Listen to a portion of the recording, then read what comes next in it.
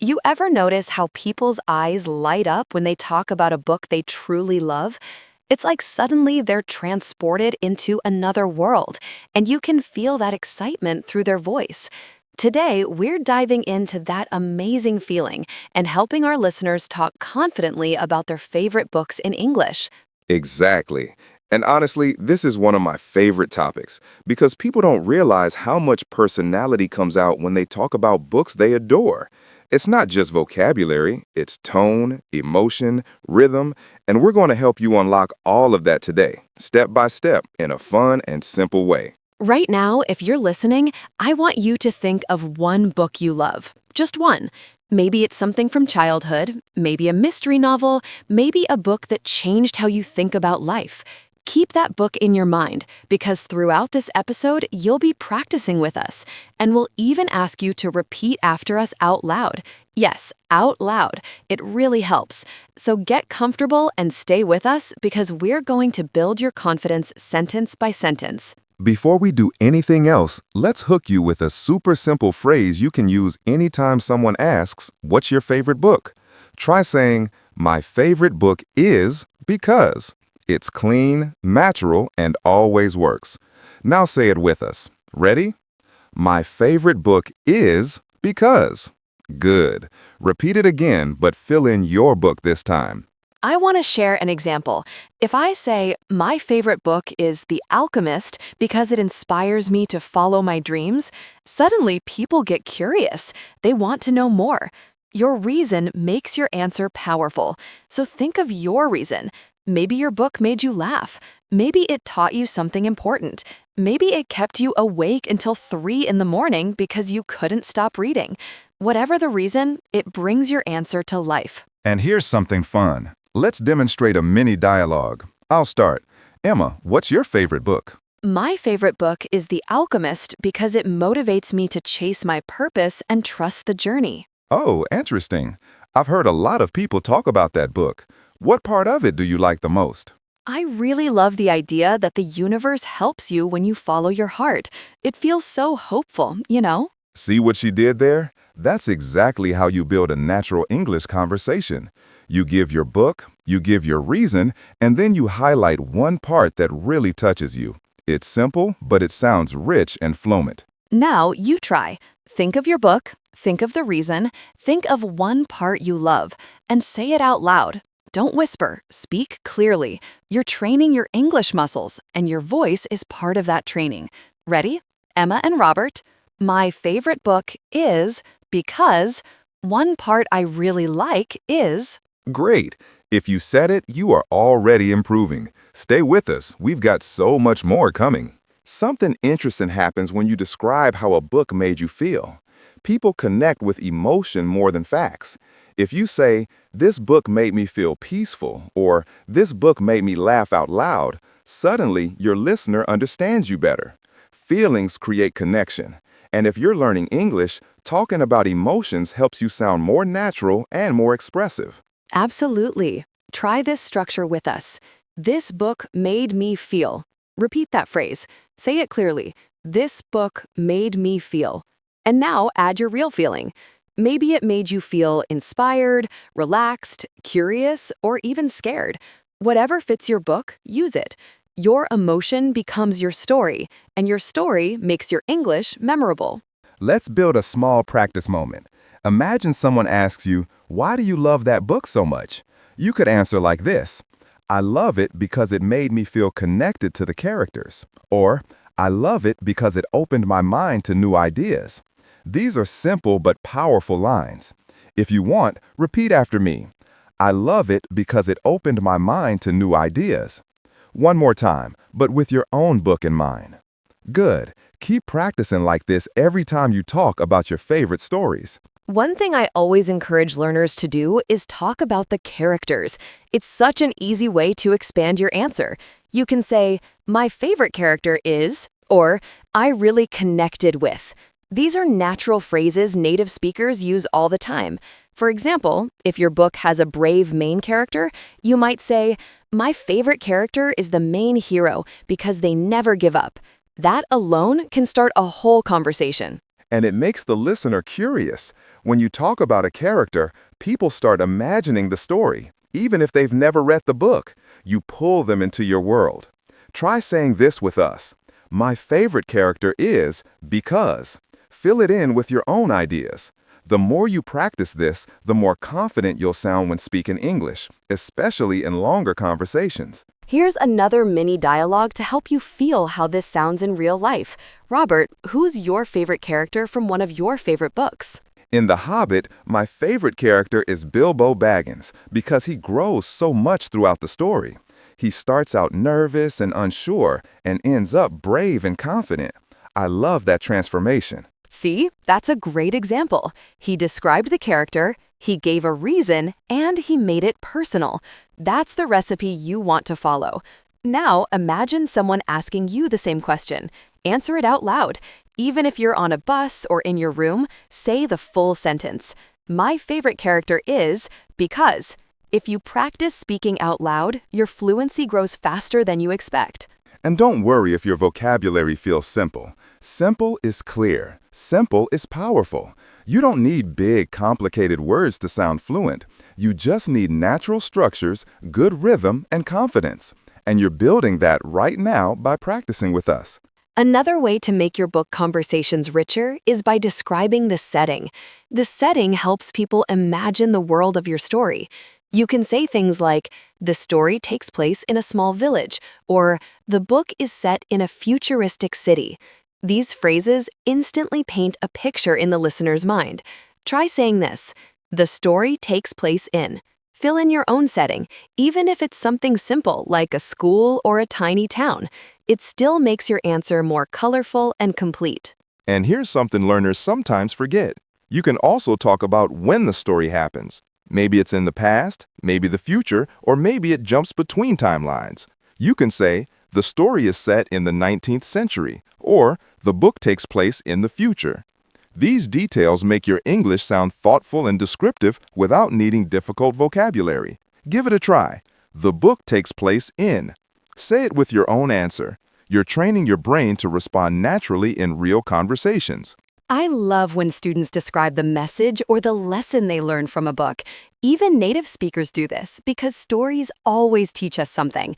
If your book taught you patience, courage, empathy, or something else, sharing that lesson shows depth. You could say, the book taught me to be more grateful, or it reminded me that challenges can help you grow. These sentences sound impressive and meaningful in English conversations. Practice one now. Think of your book and say, this book taught me. Fill in your personal lesson. Speaking of lessons, books often give us new perspectives. They show us different cultures, different lifestyles, different problems. So you can also say, this book gave me a new perspective on, and then finish the line. Maybe it changed how you see friendship, success, fear, or even yourself. These phrases help you connect your story to real life, and that makes people want to keep talking with you. Let's create a little dialogue to show how naturally all these pieces fit together. Robert, imagine you're telling someone your thoughts about a book you recently read. Tell me something you learned from it. Sure, I read a book about creativity, and it taught me that ideas grow when you give yourself permission to make mistakes. I love that message because it made me feel more confident in trying new things. That's a beautiful answer. And notice how he combined a message, a feeling, and a personal connection. That combination makes your English deeper and more expressive. Try answering a similar question now. Think of your book and say, it taught me. Speak it clearly and proudly. Each time you say it, your ease in English increases. And here's something else you can add to your book descriptions. Talk about the writing style. You don't need fancy terms, just simple words like, the writing is easy to follow, the story is fast-paced, or the writing feels poetic. These are natural, common phrases. Say this, the writing feels. Now complete it with your own feeling. It helps your listener understand what the book felt like to read. Something learners often forget is how powerful it is to talk about the moments that surprise them in a book. Surprises make stories exciting, and they make conversations exciting too. You can say, I was surprised when, or one moment that shocked me was. These sentences are simple, but they instantly grab attention. Think of a moment in your book that surprised you and try saying it out loud. Even if it's a small twist, it still helps your English sound engaging and expressive. And there's another phrase that works beautifully when you want to describe the feeling of reading a book. You can say, I couldn't put it down. This means the book was so good you didn't want to stop reading. Native speakers say this all the time, and it's perfect for showing enthusiasm. Repeat this with me. I couldn't put it down. Now think of a book that gave you that feeling and use the phrase with your own example. You'll sound natural and confident using it in real conversations. I also recommend talking about the atmosphere of the story. Is it mysterious, relaxing, dark, funny? When you describe atmosphere, you help the listener feel what you felt. You can say, the atmosphere is really calm, or the story has a mysterious feeling. Try saying, the story has a, and finish it with your own adjective. It's a great way to build your descriptive vocabulary without forcing complicated words. Speaking of adjectives, even simple ones can make your explanation sound strong. Words like beautiful, interesting, funny, emotional, or powerful are used by native speakers every single day. So don't underestimate them. You can say, it's a powerful story, or it's a really emotional book. If you say those sentences clearly, you already sound fluent. Try using one now. Think of your book and describe it with one adjective that fits perfectly. Let's create a little scene between us so listeners can hear how this sounds in a natural conversation. Robert, ask me about the atmosphere of one of my favorite books. Sure. What's the atmosphere like in that story you really enjoy? It feels warm and hopeful, almost like sunlight. Even when the characters go through challenges, the atmosphere stays uplifting, which makes reading it feel comforting. That's a beautiful explanation. And notice how she used simple words to create a clear picture. You don't need complex vocabulary to sound expressive. You just need clarity and feeling. Try answering the same question yourself. The atmosphere feels, say it with confidence. You're training your ability to describe emotions and impressions, and that skill will help you in so many conversations beyond books. Another thing that always impresses people is when you talk about why the book matters to you personally. It could remind you of a place you grew up, a lesson you needed at the right time, or even a person you care about. You can say, this book is special to me because, finish that with your real reason. Personal connections make your English more meaningful and unforgettable. You know what else works beautifully in conversations about books? Sharing a short quote. Nothing long, nothing complicated, just a line that stayed with you. You can say, one quote I love from the book is, and then share it. Even if your pronunciation isn't perfect, people will still appreciate the meaning. And quotes often show the heart of a story. Think of a sentence that stuck with you and practice saying, one quote I loved is. Even if you don't say the quote aloud right now, just practicing the structure builds fluency. And if your book doesn't really have a memorable quote, no problem at all. You can describe a moment instead. Something touching, something funny, something unforgettable. For example, one scene I really liked is when the characters finally understand each other. That's enough to sound expressive and natural. Try saying this. One scene I really liked is. Fill it with your book's moment, even if it feels small. Small details reveal your personality and help you connect with others in English. Now, a lot of English learners worry about sounding boring when talking about books. But the trick is this: use your tone. When you talk with interest, the listener feels it. Try adding a little excitement when you say things like, I really enjoyed it, or it was such a great experience. Say this with me. I really enjoyed it. Now with a warm tone. It was such a great experience. These small changes make your English sound alive, not robotic. Tone matters so much, especially when you want to show enthusiasm. And here's another natural phrase native speakers use all the time.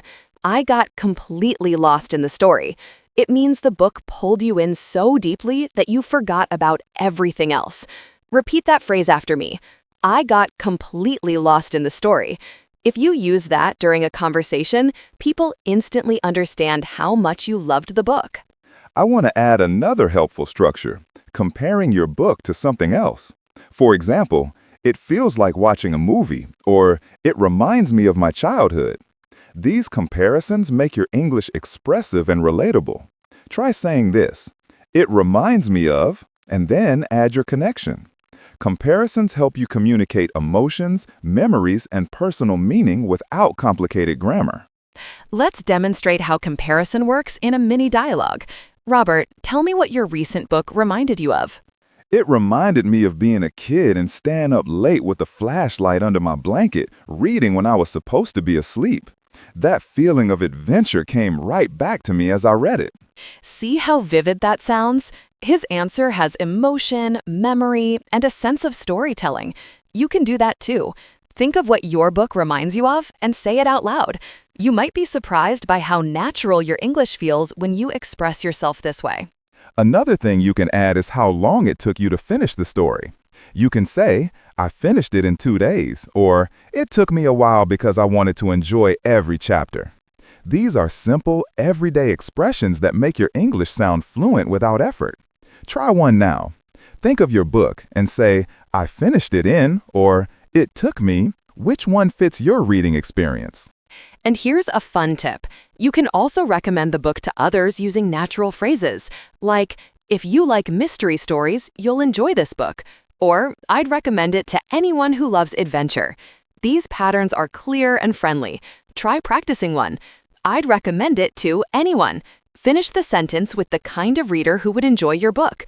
You're not just practicing vocabulary, you're practicing real-world communication. When you recommend a book, you're not just giving information, you're sharing a little piece of yourself. And that's what makes conversations feel warm and meaningful. Sometimes you can even add a small story about how you discovered the book. For example, I found this book when I was traveling, or a friend gave it to me during a difficult time. These personal details help people connect with you instantly. Try saying, I discovered this book when, and add your own moment. Even if it's simple, it still brings your English to life. You can also talk about how the book changed you. This is something native speakers do often, and it's a great way to sound thoughtful in English. You can say, this book changed the way I think about, or after reading it, I started to. It might be something small like waking up earlier, being more patient, or feeling more motivated. These sentences show growth, and growth is always interesting. Think of one tiny way your book influenced you and say it out loud. This book changed the way I think about. Fill it in naturally. And if someone hasn't read your book, you can describe what kind of journey it takes the reader on. For example, you can say, it takes you on an emotional journey, or it takes you on an exciting adventure. Phrases like these make your English sound smooth and expressive. Try practicing one. It takes you on and finish it with your own image. Maybe it's a peaceful journey, a dramatic one, or a fun one. Whatever it is, your description helps the listener feel curious. Another beautiful thing you can talk about is the message you think the author wanted to share. It doesn't have to be complicated. You can say, I think the author wanted to show that, and complete the thought. Maybe the author wanted to show hope, courage, love, or the importance of family. These are simple themes, but they create strong emotional connection. Try saying the phrase, I think the author wanted to show that. Use your book's theme to complete the idea. And when you finish talking about your book, you can open the conversation naturally by asking a question back. Something like, what about you? Do you have a favorite book? Or have you ever read something similar? These questions keep the conversation going and show confidence. Try practicing one out loud. What about you? Do you have a favorite book? Your voice matters here. Speak warmly, like you truly want to hear the answer. Before we wrap up, let's give you one more full example you can copy anytime. Listen closely and repeat after it if you can. My favorite book is special to me because it taught me something important, it made me feel connected to the characters, and it reminded me of moments from my own life. I'd recommend it to anyone who loves meaningful stories. Say it slowly, clearly, with your own energy. Moments like this help you sound polished and fluent in English. And you've practiced so many natural structures today. You've talked about emotions, characters, settings, lessons, atmosphere, surprises, quotes, and personal meaning.